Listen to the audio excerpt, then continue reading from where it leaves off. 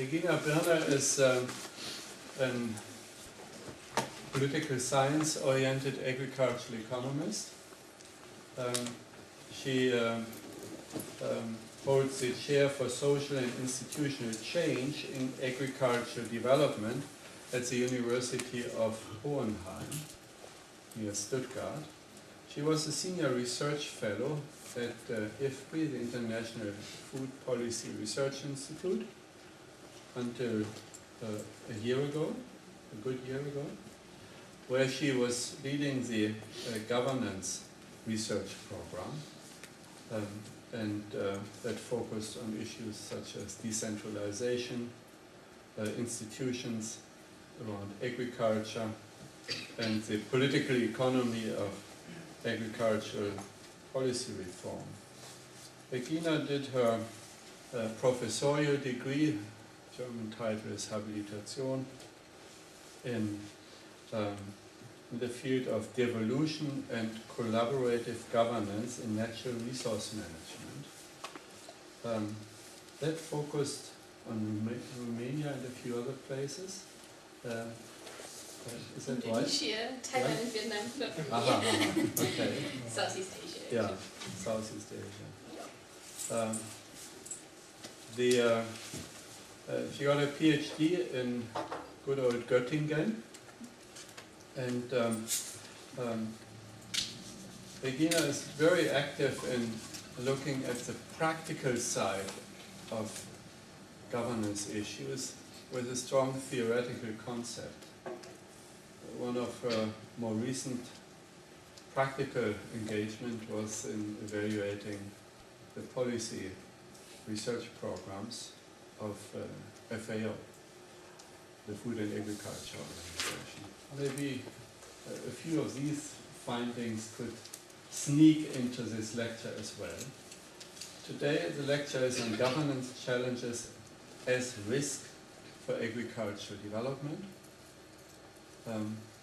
Well, risk does not only come when it doesn't rain or when there are floods, but also when governments screw up at central or local level. And what we can do about that, Regina will tell us, and if not, we will ask her. Because we have time for discussion thereafter. Go ahead, Regina. Welcome, and with some applause.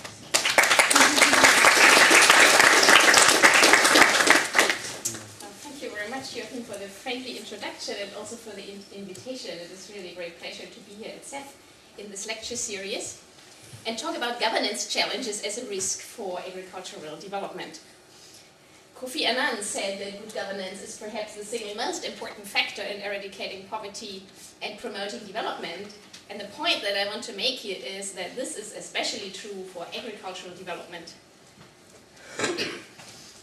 As we all know, agriculture is back on the international development agenda. It was stated, for example, in the G8's Aquila statement on food security. It was triggered by the food price crisis of 2008 and other developments that happened earlier, including the Maputo Declaration of African Heads of State.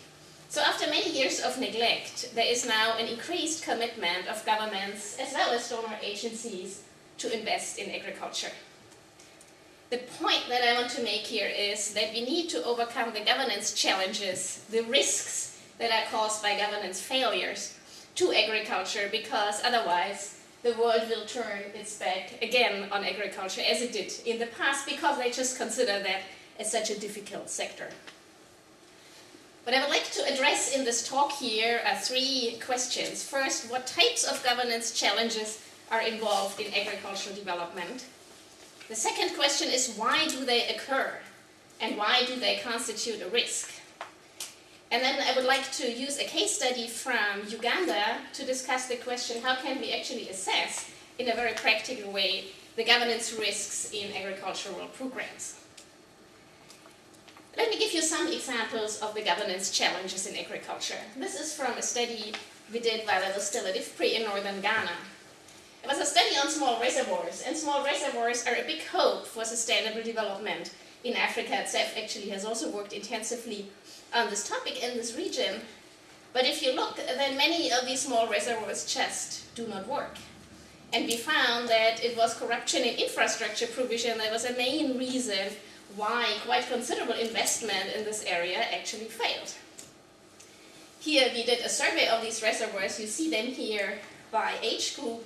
And even the reservoirs that were built rather recently, between 2000 and 2006, out of the 1915 actually were not used. They could not be used mainly because they had construction problems, and that was linked, as our analysis showed, to corruption issues.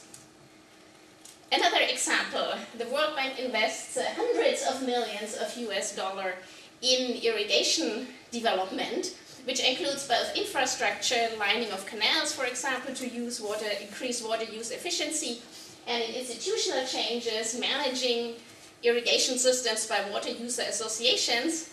This is a picture from an evaluation we did of agricultural projects in India.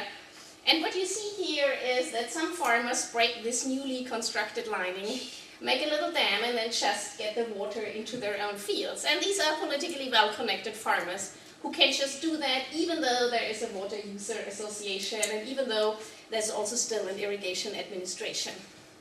So we do have another kind of governance challenge, which is elite capture.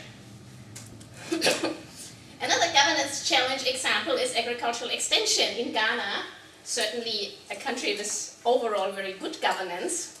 We all know that extension is very important to promote innovation, to get this green revolution in Africa. That will not be possible without extension.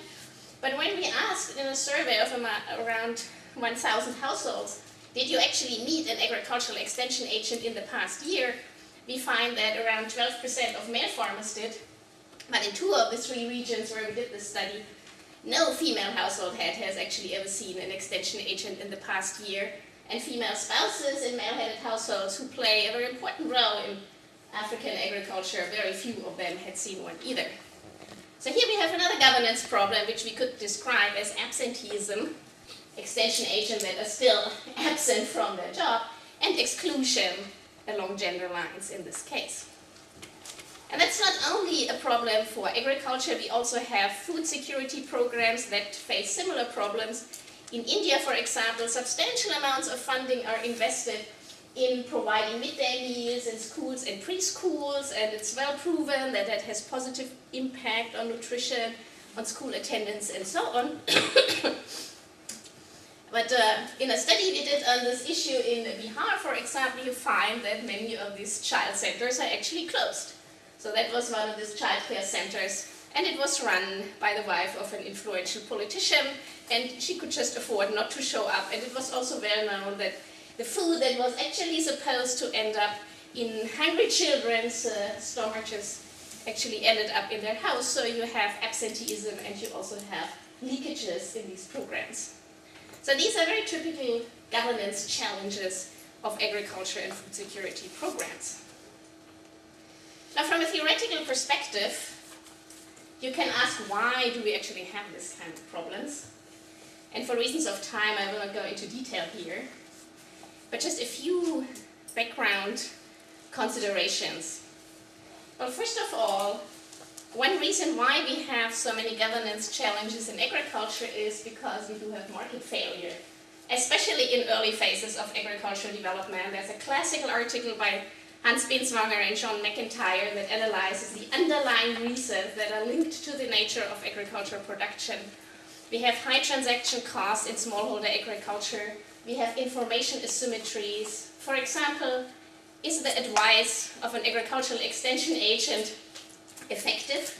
It's difficult to judge because the outcome at the farmer's level does not only depend on the advice, it also depends on weather and other things. So there are information asymmetries. Some of these services that are so important for agriculture have the characteristic of public goods, like extension and research. We have externalities, for example, to achieve food security or to address environmental problems. We need some type of agricultural regulation. So we need basically government involvement in smallholder agriculture. We need the public sector to provide the services that smallholders need. So no country actually has really developed without providing these services. But the problem then comes that the public sector is not very effective either in actually addressing these market failures. One important reason is that in many countries agriculture is neglected in the first place. That has long been known ever since Michael Lipton wrote his famous book on urban bias in world development. We have the political capture of the agricultural sector by politicians and larger farmers. More recent studies show also that it is inherently difficult to provide agricultural services for two reasons. One reason is they are what the institutional economists call transaction intensive in terms of space and time. What does that mean? Agricultural extension is a service you have to provide every day in the most remote parts of your country. And such a kind of service is difficult to supervise. You have to supervise a large number of extension agents who operate in very remote places on a daily basis. That is very difficult. And what makes it even more difficult is that agricultural extension, to use this example, also requires discretion. You cannot just standardize it. It is different from a curriculum for first grade kids. You can standardize, you know what they have to learn. What they have to learn is the same all over the country. But that is not the case for agricultural services. They are location specific. They have to be adjusted to the needs of different types of farmers. So you cannot standardize that service, and that makes it even more difficult to supervise what the extension agent actually does. So if you have this combination of a transaction-intensive service that requires discretion for a public sector agency, that is one of the most difficult things you can actually do. And agriculture is exactly in this field. And then, of course, in agriculture, you also have quite a number of programs that are prone to corruption, like these small reservoirs, where you have large amount of funding, and that is often actually also linked, as our studies have shown, to political party financing. Some of the funding that should go into the small reservoirs in northern Ghana actually went to finance the political parties through the procurement process, and that's a very typical problem too. So many have placed their hopes then on community programs. If the government fails, if the market fails, so let's try to have communities do it. But we all know for a long time that communities face collective action problems. Ellen Ostrom has shown how to overcome them, but they have to be overcome, they do exist. And as, for example, Agarwal and Shipson and many others have shown, we have elite capture in community-based programs, we have exclusion problems, especially in hierarchical societies. So there's no silver bullet. These governance problems are quite pervasive, and they're linked to the very characteristics of the agricultural sector. That's their basis. Okay, so we could summarize and say we observe three types of governance challenges that pose risks to agricultural development. One we could call the human resource management challenge. This is your how to supervise extension agent type of problem. And that is very prevalent in agencies that have to employ relatively large numbers of what we call frontline service providers. The one for whom it's difficult to create incentives, the one who are difficult to supervise. The governance problem is absenteeism and low performance. The second one is the targeting challenge. And the targeting challenge is the governance problem that arises in all these programs that provide what the economists would call private goods, such as food, fertilizer subsidies, cash. This is different from a school. If you build a school, you may have exclusion problems as well, but basically all kids in the village, they can go to the school. Or if you have a water facilities, it serves at least all households around that water facility. But that is different in case of food or fertilizer, or even if you have a cash program. These are private goods, and the likelihood that they end up in the pockets of those that are not targeted is actually very big. So you do have a targeting challenge. And the third one is this leakage and procurement challenge. Yeah, so that's a problem in all programs that involve contracting between the public sector and private construction agencies or others. If you want to do a very rough assessment of these types of risks in different programs, this table might be useful. So if you look at agricultural extension in the second row here, the human resource management challenge, one could say, would pose the biggest risk. It's less in agricultural research because you have fewer staff. They are concentrated in research stations. They may be easier to motivate. You have an intermediate risk in terms of targeting, that they actually do research and extension on those commodities that serve the better farmers more. But usually you don't have a big leakage and procurement challenge, because here you do not actually have very large amounts of funds to be targeted. That is different in irrigation and other infrastructure programs, or in public food grain procurement and buffer stocks. I included that because then after the food price crisis, that is actually a big investment areas for many countries. They are very prone to leakage and procurement challenges for obvious reasons, and to some extent also to targeting challenges. Infrastructure, for example, is often allocated regionally according to political priorities. You have food and cash-based safety net programs. They don't have such a big human resource management challenge. The others don't have that either, because you don't need very large numbers of frontline staff. But the targeting challenge is very high here, and the leakage and procurement challenge too. And if you have things like nutrition education programs, they are a bit similar to agricultural extension. You need a lot of staff, and then you have a human resource management challenge. So these are the basic risks in these programs. You could also take a regional perspective and look which countries are actually most prone to these problems. This is the World Bank's control of corruption indicator. You see that especially Central Africa is mainly affected by this. If you look at government effectiveness, India and China do better. Certainly Ghana is the shining star in Africa. But many countries actually have very low government effectiveness, so they are even more prone to these kind of challenges. Here just some picture from DRC, that's what you then find. And we have a special challenge here for countries we could call the agriculture-based economies. That was the typology that the World Development Report 2008 actually used. Countries where agriculture has the largest potential to be an engine of poor growth. It's exactly these countries that also have the highest risk of government failures, governance failures. So what's the problem then? That investments in agriculture have limited effect. Yeah, that's the problem. And the returns to investment may be lower than they are in those sectors that face fewer governance challenges. You easily can observe a donor fatigue that may ultimately lead in underinvestment. Donors prefer sectors they find somehow easier, and maybe primary education is in that role. So agriculture's potential for poor development remains underutilized, and you can easily get into some negative downward spiral. Let's move to a practical case study from Uganda, how to assess governance risks in post-conflict projects.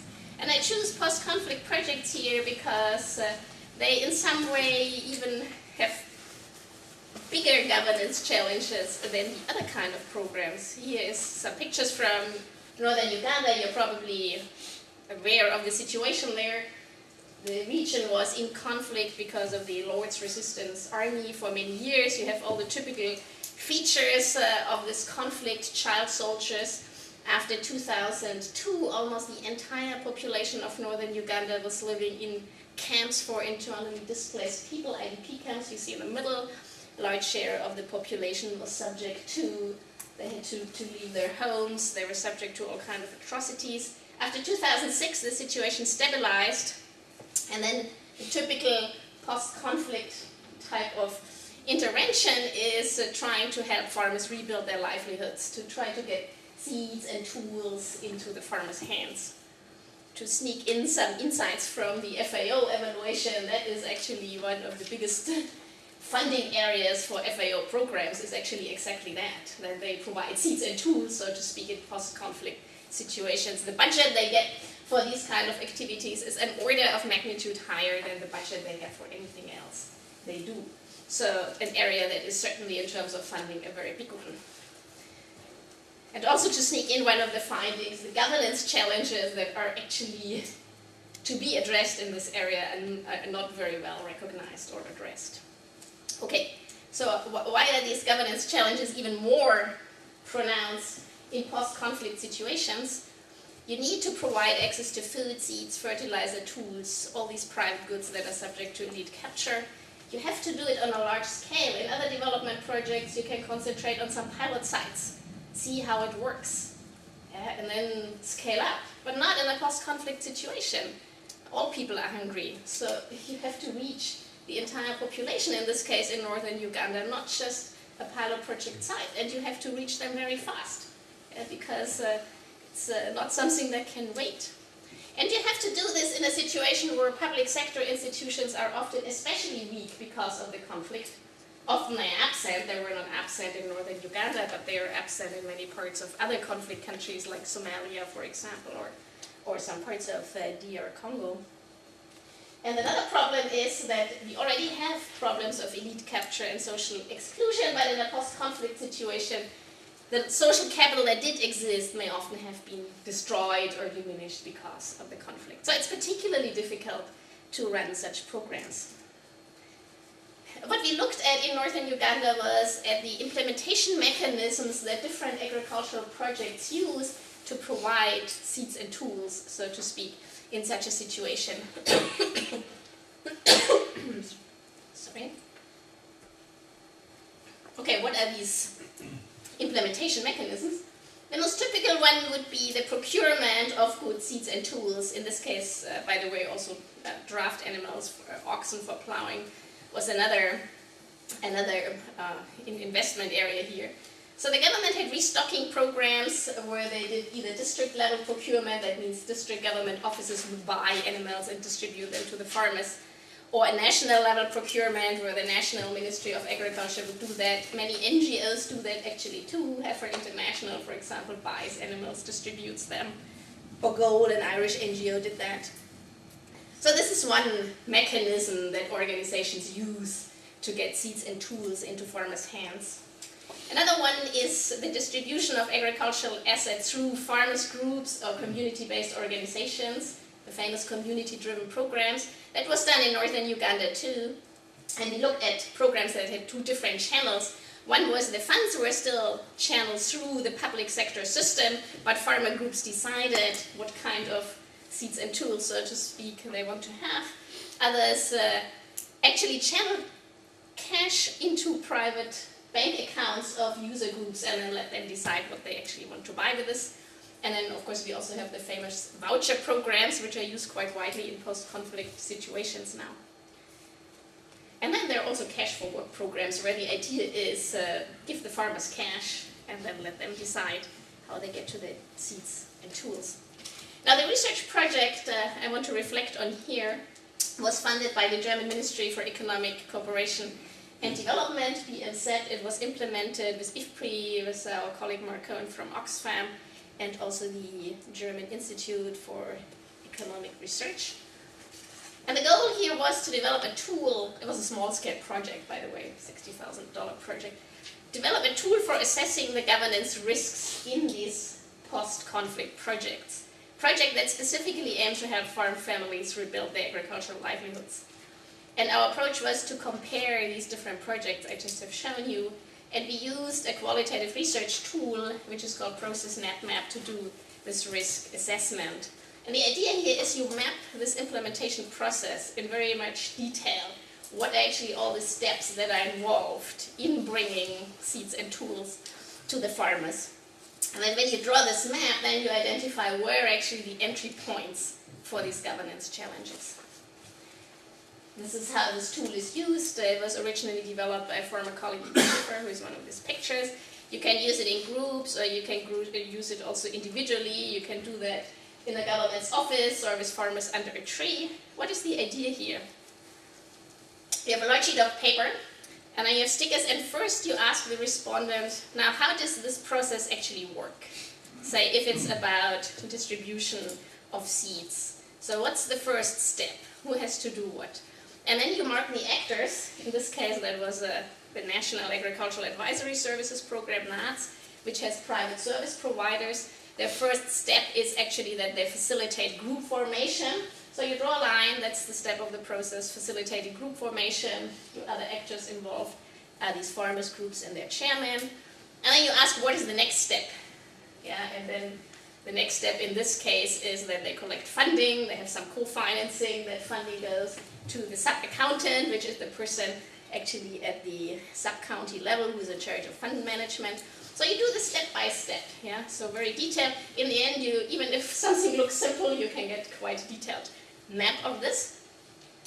And then, that's kind of the clue of this method, you ask the respondents how much influence do these actors have on the ultimate outcome. So the outcome is that the farmers get actually the seeds of the quality, and it's also the farmers who are entitled to get it.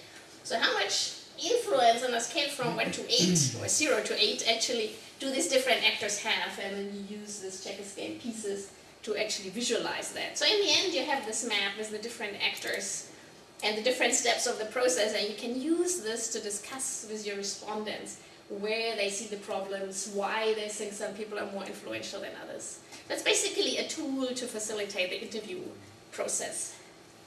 And you can look at this map and see where are the entry point for leakages, for example. Let me use the example of the National Agricultural Advisory Services, the NAADS program, to illustrate this tool for this risk assessment.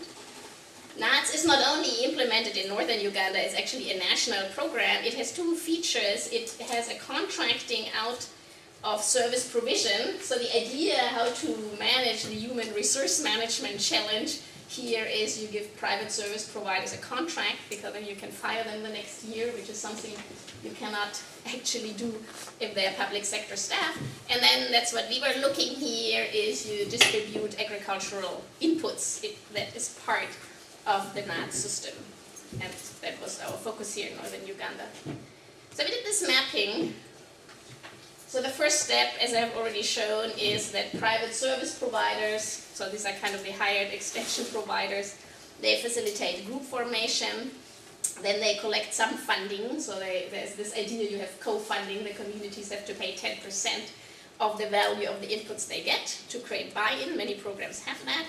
That money goes to sub-accountant, then they identify a community-based facilitator, which is like the community person helping them. We have another group here which is called the Farmers Forum, and which has a forum chair. This is the representation of these farmers groups. And here we have, in blue, we have government officials. So here we have a coordinator of this program at the sub-county level. So sub-county is like the lowest level of government in Uganda. So this community-based facilitator gets some funds. And then they select what kind of commodity or what kind of crops or livestock should actually be facilitated, for what should they actually get the inputs, for what should they get the advice. The idea is the farmers themselves decide. And according to the guideline book, it's only the farmers themselves who should decide that. But the mapping shows you also have political figures, this LC3 chair, this is these pink ones, they are elected political leaders. So they're somehow also involved, even though in principle they shouldn't. And then what these service providers do is that they train the farmers in the commodities that they were selected, they establish demonstration plots. And then this, what was our focus here, this procurement starts, like for the seeds or the planting materials. So how do they actually get to the farmers? That's a critical issue. And they have a public procurement process. So these farmers form a procurement committee, and according to the guidelines, only the farmers are supposed to be in this committee, actually no one else. Then the input suppliers, so the contractors, they submit bids to the sub-county chief, to the political head of the sub-county. And then there is a meeting where these bids are evaluated. That's a typical step, of course, in public procurement. And this farmers procurement committee is present. There are others, this sub-county people are present. The political figures here are also present, even though they shouldn't, but in practice they are. And then what this farmers procurement committee can actually do is, that's kind of their power to veto shortlisted bidders and say, we had very bad experience with this input supplier, he delivered substandard quality, so we don't want to have that input supplier on our list, so they can do that. And then, so their veto maybe accept the new list is done, then negotiation with the input supplier happens, they get a contract, they get a local purchase order, they submit the inputs, say the seeds, to this NAADS sub-county office. Some inspection takes place, in this case, from the subject matter specialists. You shouldn't have pointed, but anyway, so they are from the district level. And what then happens, and that's the critical point, of course, the input suppliers get their funding, that works in such a way that the sub-accountant here issues a check, and to issue the check he needs the approval of the sub-county NATS coordinator, the district internal auditor, and the sub-county chief, so they have to kind of sign off, and then the check can be issued to the input supplier, and then these inputs have to be distributed from the forum chair to the farmers groups. Okay, so that's the process. It looks somewhat complicated, but that's a procurement process. Now, we use this influence mapping and try to find out now who has actually how much influence on this outcome. The outcome here is how much inputs, the outcome is that the inputs are actually provided of the required quality. And according to the interviewees, this community-based facilitators and the NATS coordinator have the highest influence, but interestingly they do have somewhat equal influence, followed by the farmers procurement committee and the sub-county chief, followed by the farmer groups, chairman and the groups and these input suppliers, and then others have less influence, like these private service providers or these politicians. So if you look at this mapping, one can actually see that some goals of this program were actually fulfilled, because one program was to get the politicians out of the procurement process as far as possible. And we see they have relatively little influence. They don't have no influence, but relatively little. Another one was to decentralize this program and make sure that things happen at the sub-county level. And that actually was successful too, because actors at the district level, that's one level higher, don't have that much influence. And in some sense, you got some balance of power, because on all these cores, the community-based groups are ranked equal to the government agents. So in that sense, you could say there's some indication that the program achieved some of its goals. However, there were quite serious governance challenges here, and you can identify the governance challenges in such a map if you look at two things. Where do the funds flow? How do they flow? Who kind of can touch a check? And who can authorize the check? So who can control over some payment? And what we see here is that there's a big entry point for bribery, because if these four actors here, the sub-county accountant, the NATS coordinator, the sub-county chief, and this district internal auditor, if there's a collusion, they can basically write checks to each other. And nobody can really control this, because the farmers who should actually ultimately benefit, they're not involved. And that was indeed one of the biggest problems of this program, is this leakages in the procurement right there. There's some other problem that sometimes group chairmen do collect funding from their fellow farmers and then do not submit it to the sub-county office, but these are much smaller amounts, actually not such a big problem. And you can still have some influence, political influence in procurement, because what often happens is that these politicians want to give contracts to input suppliers that had earlier supported their political campaigns. And then what they have to do is somehow get into some collusion with the Farmers Forum chair and maybe the district agricultural officers, because they have to sign off like on the technical qualification. So it's more difficult than in a typical procurement process where you don't have the farmers involved, but it can still happen. So it's not really foolproof. Okay, let's look at one more program in view of the time. We'll not look at all we studied here. Now, one alternative, and that's very widely used, are these community-based programs, where the idea is get rid of all this government. It's too difficult. You know, put the funds directly into people's hands. Yeah. And Spinswanger, for example, championed this idea in the World Bank. 20% of all World Bank programs now follow this kind of mechanism. We can see why, and we have seen why. Now, how does this work? I don't go into all the details. I just want to highlight a few points here. So we have, what do we have here? We have this program, which is called NUSAF, Northern Uganda Social Action Fund. The funds flow through a regional office to this NUSAF office, which is outside the government, and then they flow into a bank, and these are the bank accounts of community groups. So the money does not go to any government office. Some NUSAF facilitators also paid. And then it's the farmers groups themselves, the group leaders, they can form a procurement committee if they want to. And then they can withdraw the funds, and then they can buy the seeds and tools or draft animals, whatever they want. And then the money goes to service providers or input suppliers. They can use contractors if they choose to do so, but they don't have to. And none of these people here was originally involved. And they found some problems with this program. And I mean, the most obvious problem may be that the group leaders use the money for themselves. So they instituted a system where technical officers actually also have to authorize the use of funding. Okay, now, where are the entry points for leakages here? One big problem here really was that there were many so-called ghost groups. So some people say we have a group, they submit a list of names. Nobody really controls who is on this list. Many people are not on this list. Group leaders can just enrich themselves. Not much checks and balances on that. Or if they use a contractor, you may have a problem there. And of course, this project staff may also be involved in leakage problems.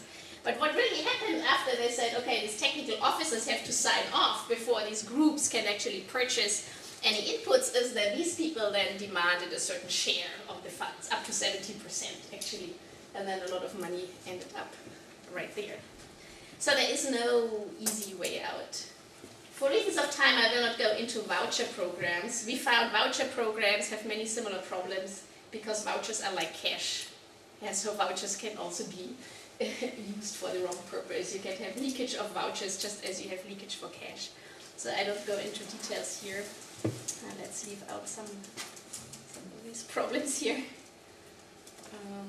And let me just get right to a summary assessment of these governance risks that occur. Here in the columns we have different types of governance issues. So can you use self-targeting to address the targeting problem? How good is the program in meeting farmers' preferences if they have preferences for very different things? How likely is it that you get substandard material to them? How likely is it that you have capture by group leaders? That you have kickbacks for staff in the program? And how complex are these programs? And here we looked at these different programs, so procurement by the implementing agency, so the simple thing government buys and distributes. We had the SNATs, we had the NUSAF, I showed you these two. We didn't discuss the vouchers, and then we also have the more simple cash for work. Only those who use public works program, like this program actually required people to do public works before they distributed the vouchers. They have a self-targeting. Yeah, so you can use the self-targeting of public works. But that was only in 2 programs. All the other programs had targeting challenges. And of course, in all these programs where you let farmers decide, you have bigger possibilities that you actually meet their preferences.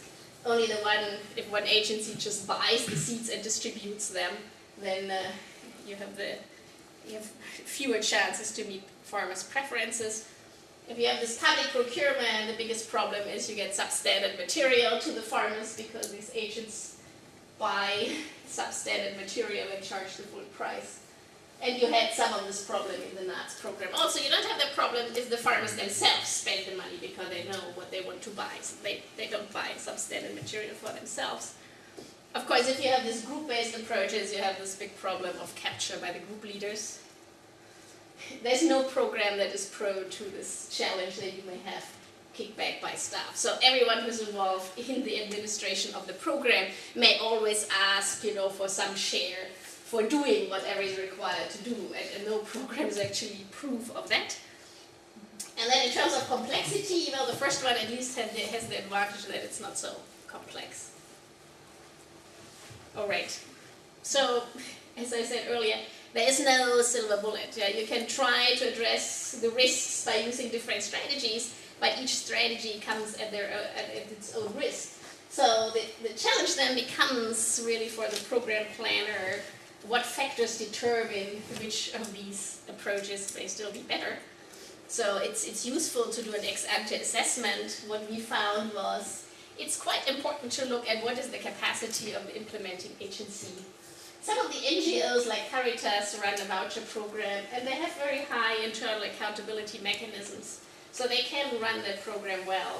If you do it through a public sector agency that has no way of motivating their staff, it may be much more difficult. So adjust the complexity to the capacity of the implementing agency.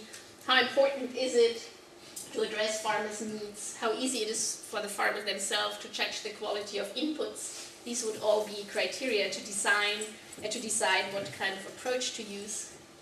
Certainly one very important strategy to address these governance risks is try to empower farmers to hold service providers accountable. And we found that programs that used things like radio campaigns to tell farmers what they are entitled to did actually much better than others. And it helps if it's standardized what farmers are entitled to. Like in some of these cash for work programs, it was clear. You work one day, this is your wage. You can publicize it in a radio campaign, everyone knows it. If the farmer receives less, he can say, hey, the wage is this, why am I getting less? In other programs where it's completely unclear what they're really entitled to, they cannot use that strategy. So that's one important insight. Establishing complaint mechanisms certainly helps, but then of course you need some political will of the implementing agency to do that. And most of the organizations underestimated what it really takes to create these functioning groups. They cannot easily be created in a post-conflict situation in a month or so. It requires stronger investment. There's also certainly quite a lot of room to strengthen internal accountability in these implementing agencies by fostering professionalism, for example, use more opportunities for external evaluation, and also consider these trade-offs in institutional design. In the short run, it's always easier to create some autonomous institution, some autonomous project office, but in the long run, there is really this need to strengthen local governments and ministries. So let me come to some conclusions.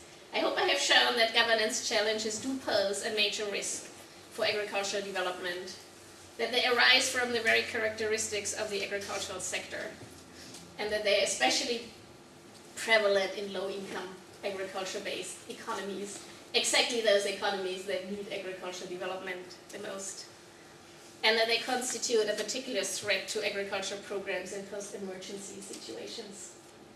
There are strategies to overcome these governance challenges. There's a need to apply a best fit approach. There is no free lunch in reforming governance. Every effort you make comes at its own cost. Risk assessment tools, and I showed you one, can actually help to better grapple with these challenges.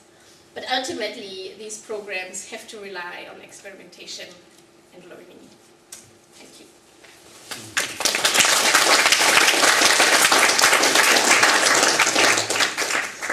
Thank you very much, Regina. Governance problems don't only relate to government, they relate to civil society, NGOs, all sorts of institutions.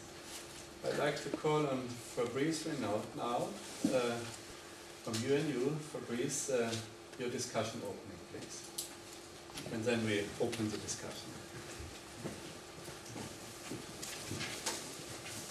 Thank you, Regina. As Joachim mentioned, I have to be a bit provocative. I don't know if I'll manage to do this, but I would like to start with your title because it reads Risk for Agricultural Development. My first question is, in some aspects, where has the agricultural development gone? Without even talking about the risk for it as we speak today. The case in point is, as you know, the Sahel region right now is probably facing a huge food security crisis.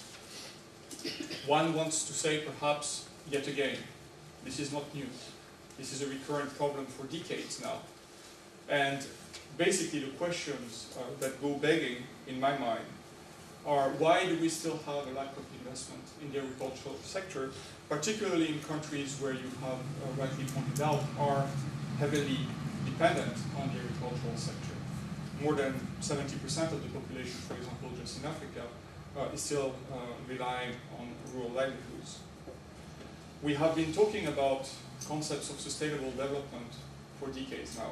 We can maybe trace it back to the Brundtland Commission in '89, but I want to ask you, where have all these decades gone of talking about sustainable development, particularly in the African context? And I speak about Africa because most of your examples were for Africa. Where has all the agronomic research that has taken place, both in European context, but also with research stations in Africa, where has all this gone? Why are we facing, again, a food security problem in the Sahel just 2 years after the previous one. Now, my question to you is, do you think this is solely a governance issue? If so, at what level? Who bears the responsibility the most, I would say, because you can make a case that everyone bears a responsibility in this. And here I come to my second point, perhaps.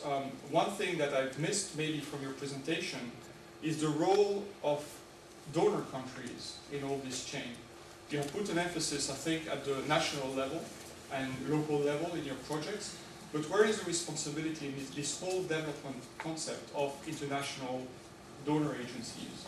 Where is their role? Where have they failed in terms of the development of a continent such as Africa?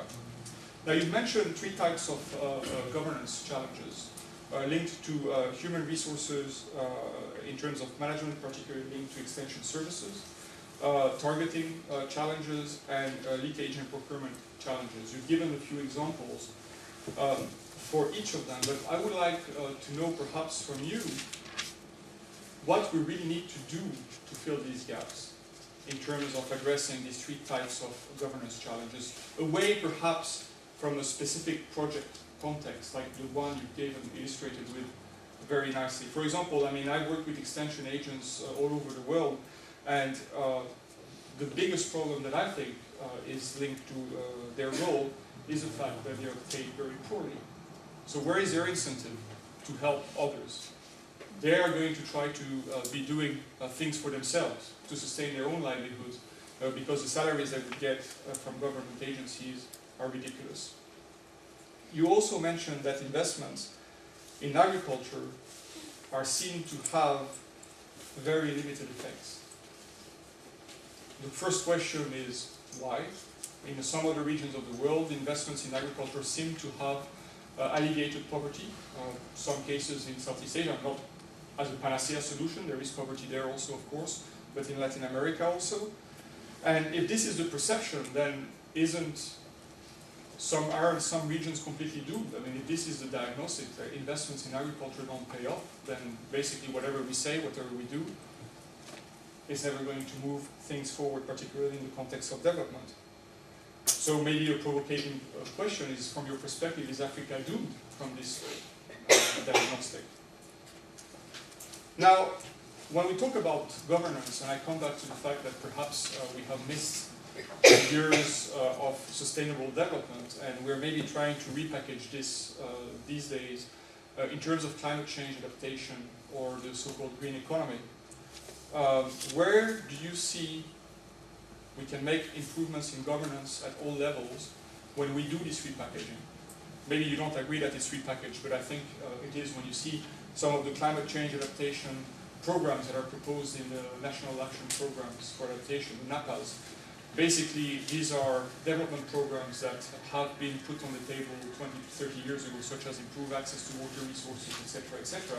So basically, it's doing what we have failed to do in the 90s and early parts of this century, framing it in a climate change adaptation package and in a green economy package. But what is our opportunity to address the governance challenges that you have raised, maybe even at Rio +20? You know, what can we do different in the coming decades in this respect? Now, my last set of comments is linked to research. You've presented a very nice mapping exercise that you've done in the context of this IFPRI project. And my question to you is, as a researcher, what outcomes have been taken by the Ugandan government, for example, from this piece of research? Is this something that I have integrated in their programs now in terms of a risk assessment tool that is going to be generalized in their development initiatives? Or is this a project that has yielded very nice results, but in which there is no bite from the Ugandan government? You know, once you're gone, this is not going to be repeated. And maybe more generally, to finish, what is our role in this whole context as researchers? There has been a ton of research done, from climatic research, agronomic research, social, political, governance research in the context of Africa. And yet, as I said at the beginning, we're still facing severe food security problems in the Sahel region now.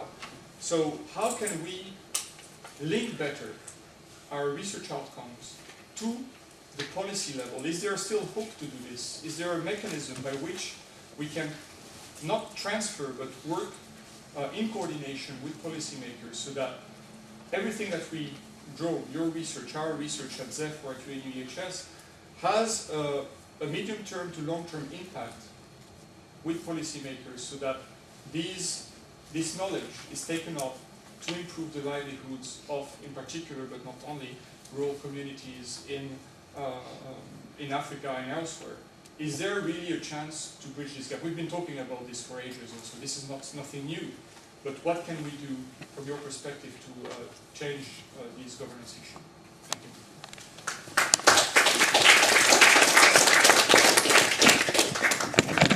Place you here. It's a hot seat.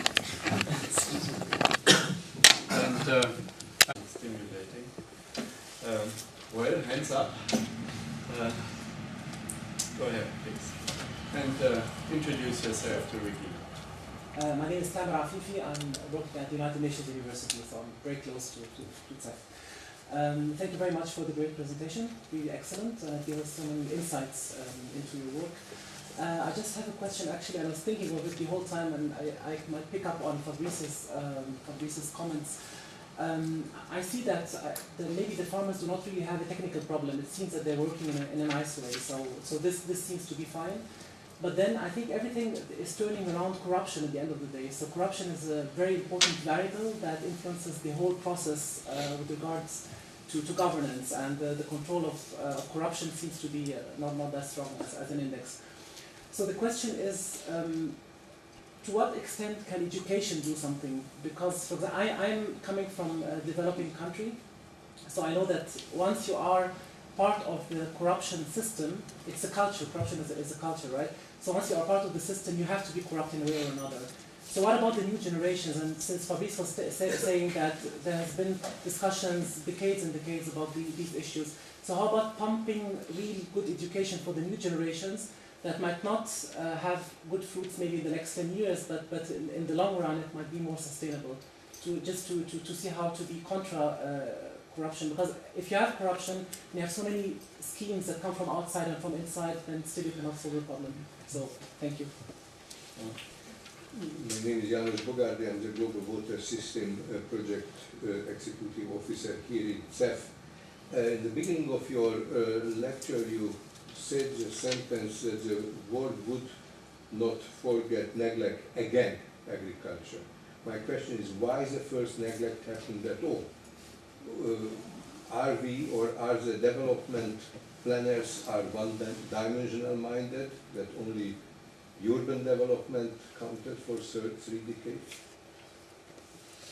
Would you like to take those two and address Fabrice's point, and then we have another round? Okay. Just stay there. Okay. Relax. Or did you want to use your... I wanted to show. Oh, please.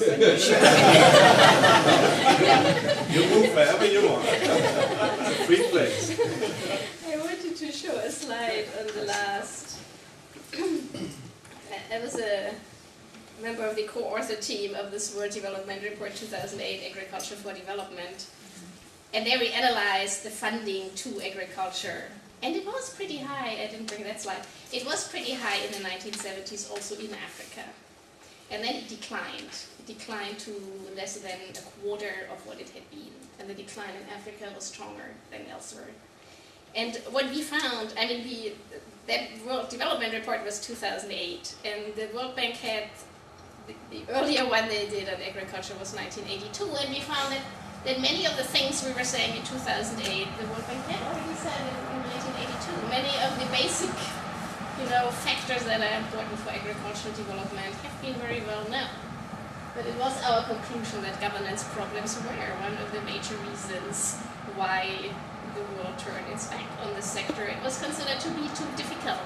Take irrigation as an example. That would also be an answer to what happened to all this investment. There was a lot of investment in the 1970s, but there was an overall opinion, well established in the development community, that irrigation does not work in Africa. And subsequently, there was almost no investment. There was almost no investment in major irrigation schemes anywhere in Africa for almost 3 decades. So that investment just really did not take place. Similar for education, your point, I absolutely agree.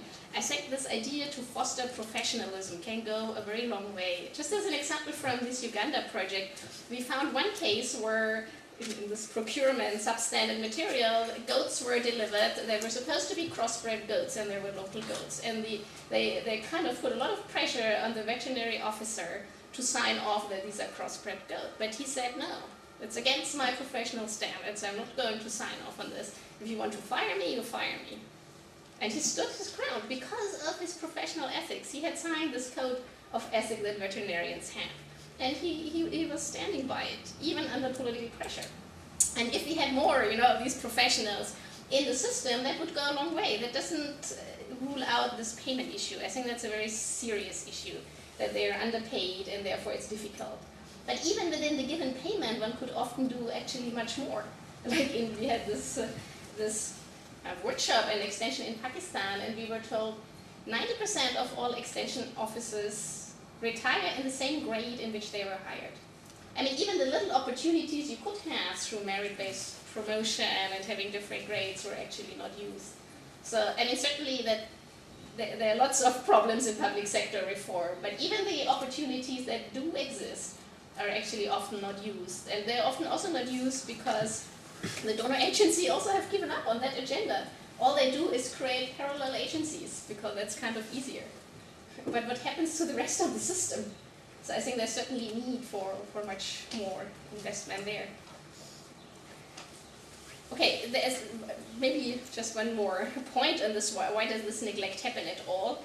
I mean, it's also, one is this governance issue, but there's of course also this political economy issue as well. And we did a study also actually for this World Development Report on trying to understand why did this green revolution actually happen in Asia and why did it not happen in Africa. And we did find that this political reasons were also quite important for the political leaders in Asia at that time, whether that was Indonesia, India, the Philippines, you name it. For them it was important to achieve food security. They could only stay in power if they actually achieved that. And they understood that they have to invest in smallholder agriculture to achieve this goal. And that was quite different in Africa, and to some extent it is still different. There's still this anti-smallholder bias, which is actually quite prevalent among many African leaders. This belief that somehow the smallholders are backward and cannot do it. I think that's also part of this neglect of agriculture, even though the opposite has been proven. And that's maybe also addresses your point. I mean, is Africa doomed? Can this actually work in Africa? I mean, I'm not a big fan of this Millennium Development Village project, actually, but I think it does prove that if you create the conditions for smallholders, where they do have access to markets and economic incentives, they will invest, they will increase their productivity. I think that has been proven all over, everywhere around the world, also in Africa. But to create the condition, the political will to address the governance challenges, to actually make it possible for them, because we have this market failure, and because it doesn't happen by itself, I think that remains one of the biggest challenges. And you're absolutely right in pointing to the donors and the role of the donors, because they are the ones who reduce their investment in this sector by 3/4. In spite of evidence that this is nothing they should have done. And it took the food price crisis of 2008 to finally change that around. And the concern really is that if they do not take this governance challenges serious, then they will just come to the same conclusion like in the 70s, oh, this is too difficult, let's go for something else. But agriculture is the sector that countries need to develop, otherwise they cannot industrialize and grow. So there's no way out, and the donors actually, they bear part of the responsibility for giving up on this, which they shouldn't have done. Okay, maybe you should go for more questions. Sure, and more answers. Yeah. Would you like to stand here? Please raise your hands. While you raise your hands, Regina, I have a question. Keep raising. I saw 3. You seem to address governance issues in the context of existing legal frameworks and legal enforcement. Partly you talk about crime and try to avoid the problem of the legal enforcement, lack of legal enforcement, which cannot do punishment. So you look for a trick, it seems to me. A bit more control in the existing system, or you give the money straight to farmers, hoping that you can bypass the tricksters and so on. Maybe the biggest and best investment for agriculture could be spending on building a good legal system, a judiciary with enforcement mechanisms and so on. Why do you blend that out and try to look for the tricks? I think it was my question. And there was Beatrice, you were number one? Yeah, go ahead. Thank you for that good presentation. I want to totally agree with that statement that indeed governance has a lot to play in agricultural development. But one concerns, although you say that we have reduced donor funding, I rather maybe pose this question to you, whether you saw that foreign aid in terms of, terms of donor funding, whether it also has a threat to governance challenge, because what we have seen, although you say that aid has reduced, we have seen a lot of overlaps of donor projects, donor programs in specific regions, and that brings the issue of leakage and corruption. Whether in your research you have seen aid to be quite a threat in governance challenges. And my second point, you also recommended investing in farmer groups formation, so that we encourage internal auditing, of financing and all that. But we have a challenge in groups and institutions, in the fact that we have the small farmers being excluded in decision making and participating in those farmer groups. So I don't know how you also bring about participation also of all the farmers, so that we don't exclude the smallest farmers who are actually the majority in the rural areas. Okay, you take note. There was, I think, another one. Go ahead. Yeah, actually, thank you very much. My name is Dennis Changseng from United Nations University. Actually, I just wanted to make a comment, because it would be nice to actually find out if education really means decrease corruption. I doubt it. So maybe my point of view is to actually, the answer is more to do with good governance, how to enforce institutions and improve accountability. I think this is the way forward, and this somehow relates to the question posed by Fabrice, how to move forward. Because, Thank you. The guys in Wall Street were pretty well educated. You have a point there. Franz? My name is Franz. I'm a researcher here at ZEF. My question, is it possible to say how costly governance failures are in terms of development gains foregone as compared for, let's say, just getting the prices right and going for development in terms of productivity growth? Okay. Yep. Hi, my name is Hart. I'm a PhD student here at the ZEF. My question has to do with something that came up right at the end of your presentation, which is that the funding for agriculture development declined after the 1970s because, as you say, researchers started saying things were just too difficult. It's clear that some type of consensus in academia can be helpful in creating a movement, even if that movement is to lower the agricultural spending development.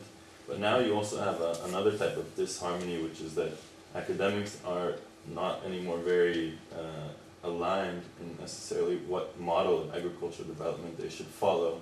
I mean, you definitely have in some countries with different, I'd say maybe it's civil society level, or it could be even at the agency level, wars between the sort of ecology focused groups and the old school Green Revolution focused people. And when you have that dichotomy, of course that will reflect down to anything that happens at the farmer level. And that also is a problem. Instead of it being too difficult, it's just too polarized. Regina, back to you. I think we can do one more round thereafter. Okay. Yeah, let me start with the last one. I wouldn't necessarily say that researchers had said you shouldn't invest in agriculture any longer. I mean, certainly the agricultural economists since John Stuhlmeller in 1969 actually always maintained that you need agriculture. It was more like the donors' own experience. It was partly also pressure from farmers' groups in developed countries. There's some evidence for that as well. So I think it was more political economy factors and practical experience rather than that the researchers had actually said you can neglect agriculture. They had said that right in the 60s after independence, but not actually after the 70s. I fully agree that this kind of disagreement, and I would call this ideological battles between agriculturalists on the right way and what is the role of conservation agriculture and organic agriculture versus the kind of green revolution model, that this is really not very helpful. And it is really ideological. I have observed this in this battle around this IASTD, which some of you may know. There was an international assessment of agricultural research and knowledge. In the end, even the report couldn't be signed by many countries because there was really ideological battles going on instead of finding out what is the potential. And I think they both have to play a role. They both can play an important role, and it's a question of evidence, what works where and why. It is also a question of leaving it to countries themselves to make some basic decisions, like on biotechnology. The country themselves should decide what way they want to go.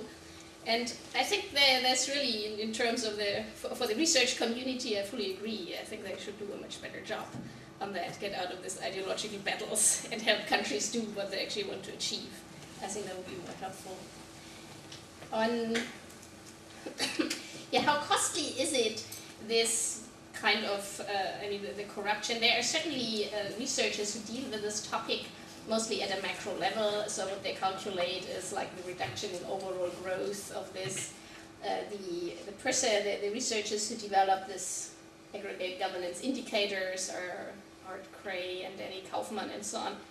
They actually do a lot of research on that. However, myself, I found, and that points a bit to your question, what's the role of us as researchers? I think this is also an important field of research. Okay, you have to show well, that's the magnitude of the problem.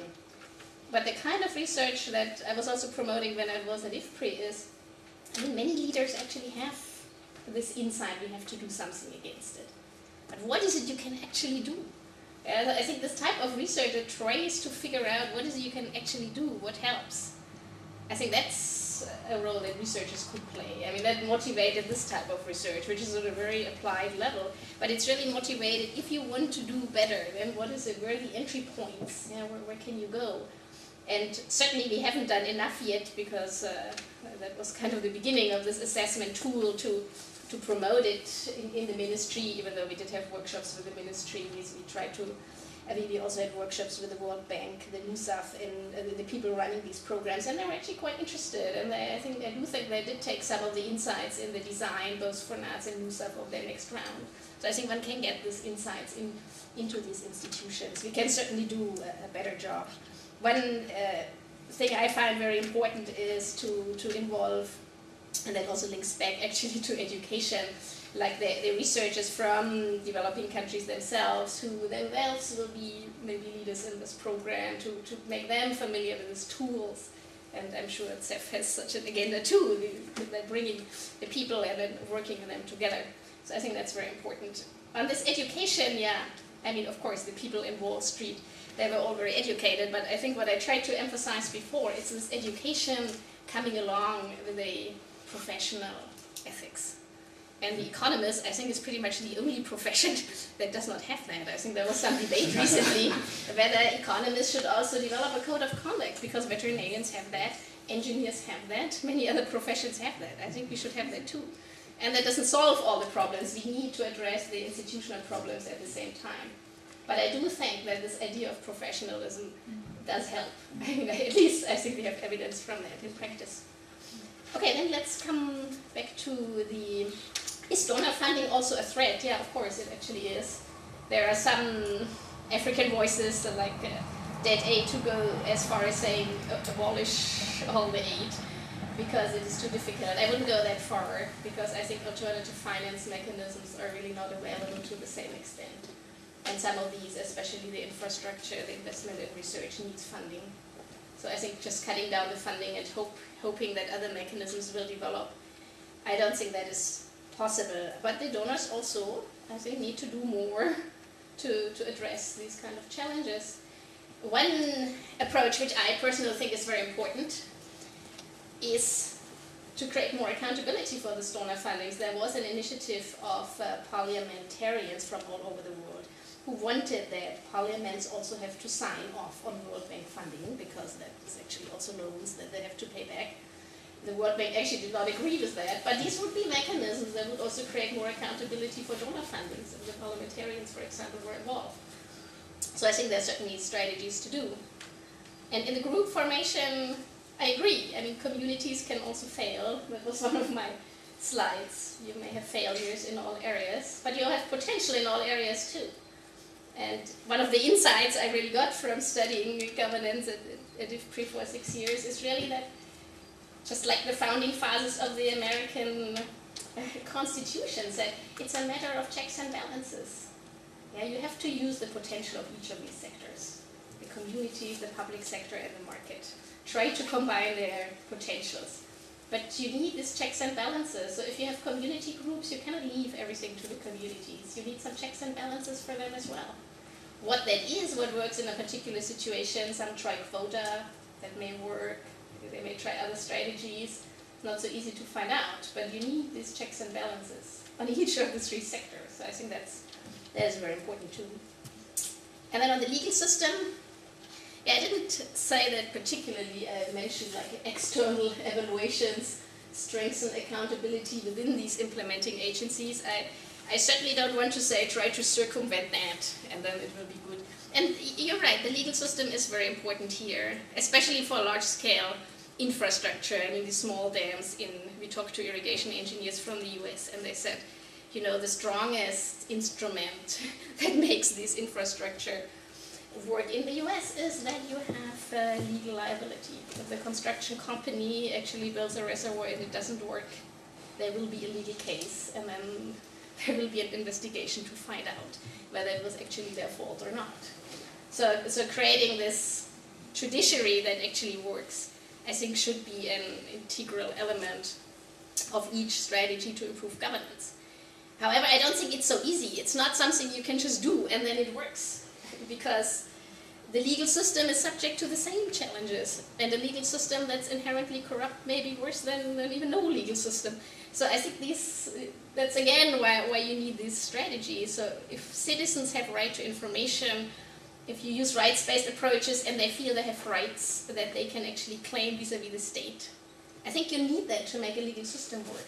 If citizens do not have this feeling that it's their right, then it's difficult to make it work. So I think it has to be part of an integral strategy, but you're absolutely right. I should have certainly highlighted that too.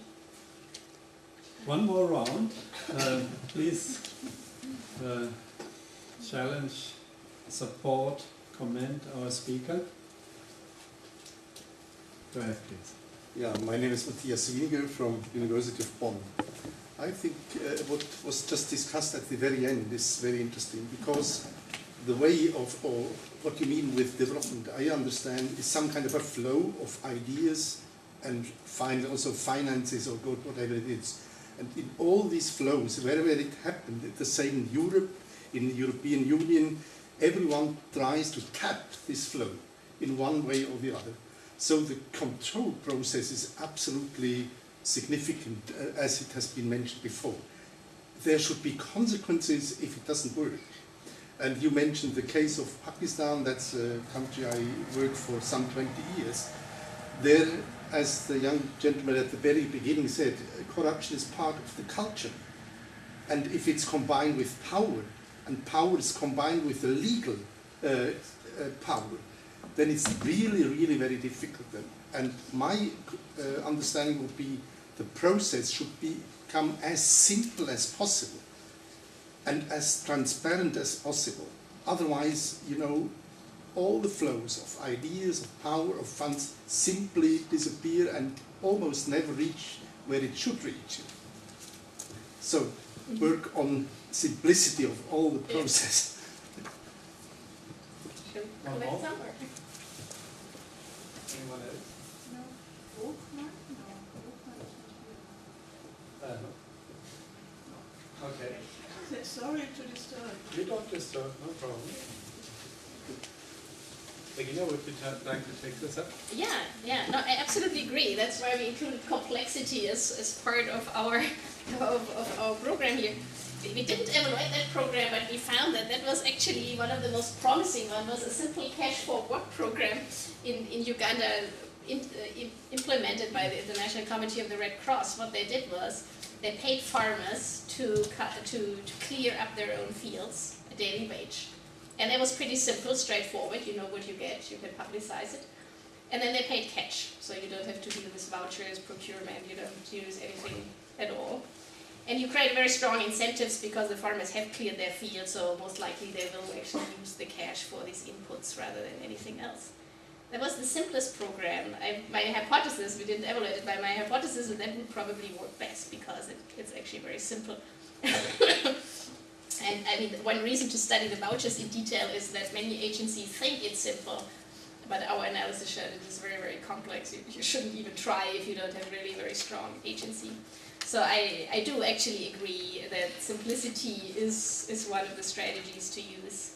And it's often overlooked because what typically happens, people they identify some problem, like these user groups now use the funds for themselves. The way they try to solve is to include an additional layer where someone has to sign on something, and that just creates an additional, entry point for corruption. And I think in this corruption issue, we should also, take into account that, of course, no country is free of corruption. If you work talk to people who work in the construction industry in Germany, they will tell you how much corruption there is. But the difference is that the quality control is not corrupt. So even though our public infrastructure costs more than it would cost without corruption, at least it works. And that also has to do with this legal thing. So I think we have to probably do small steps. Industrialized countries also took many decades, if not hundreds of years, to address the very same problems. But I think we should look at that the outcome works. So if we just get one step further, at least these small reservoirs work. Okay, they cost more, but they work. Yeah, that would be an important step. So I actually fully agree. And maybe one word on Pakistan. I think Pakistan did have some very committed judges in the High Court who risked their life to try to defend that system. Yeah. Oh, it's an exciting story.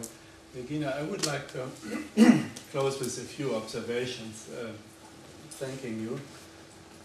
Number one, we at ZEF want to do more in-depth research on governance issues as they relate to key sectors, as we have this focus on poverty reduction.